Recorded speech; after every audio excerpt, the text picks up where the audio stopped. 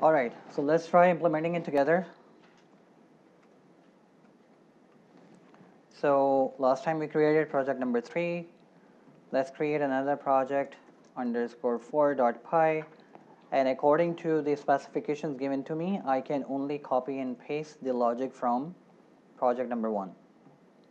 So I can give a comment logic from project 1, copy paste.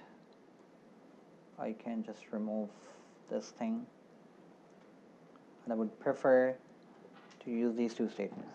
Now logic from project 2 and 3 goes here.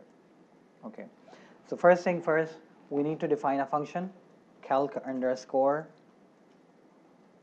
balance. Okay, it takes two inputs, income, which is the parameters, income and expenses, and at the end I put the colon as a part of syntax. And then what I can do is I can either write directly straight away like this, return income minus expenses. Actually I have defined expenses here, or I can split it into two different statements. I can give it a name, balance equals this, and then return balance. Okay, this is more readable.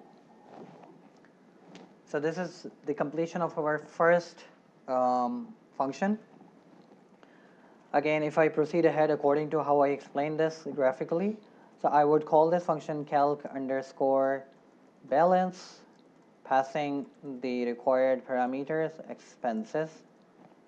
So when I call this, it will complain that income and expenses are not defined. And that's true, we haven't defined it.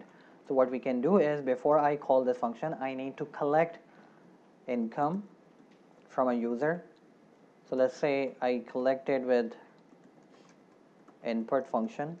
I write a name, give a meaningful message to user, enter your monthly income, numbers only, the same message that we gave in project number 2.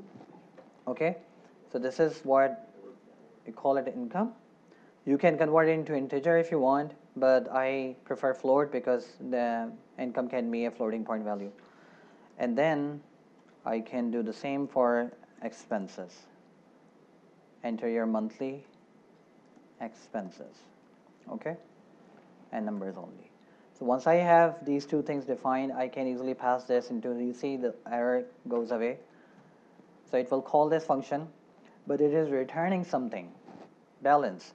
So I need to capture that value, what is returned from this function.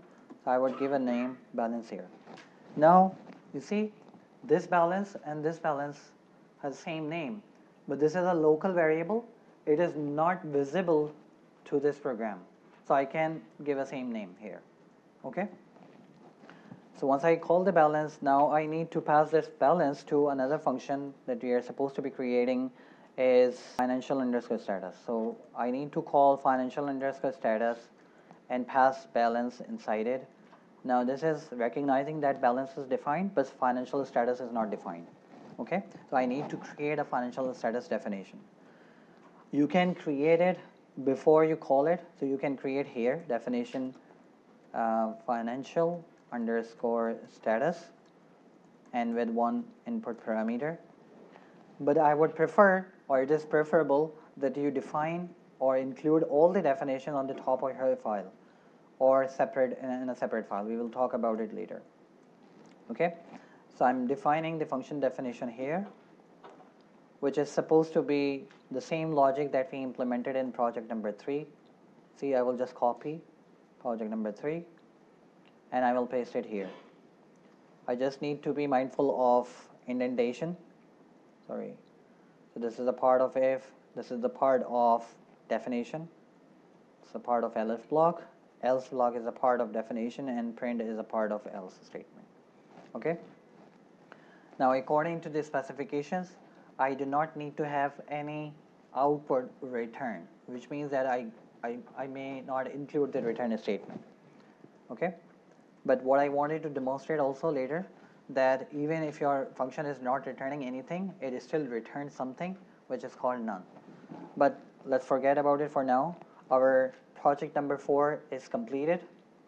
We can now proceed ahead and try to run it. Python project underscore 4.py, and when I hit run, enter your name.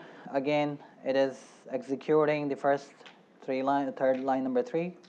I provide a son, and it will greet me, and then it comes down to, see, it did not execute any of this code. Okay, line number 7 to line number 18.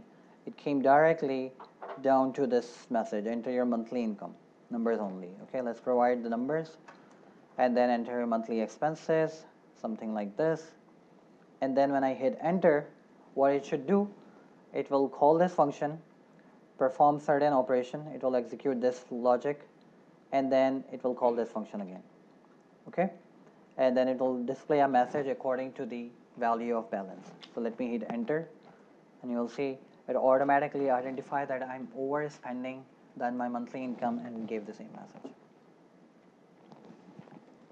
Is it clear?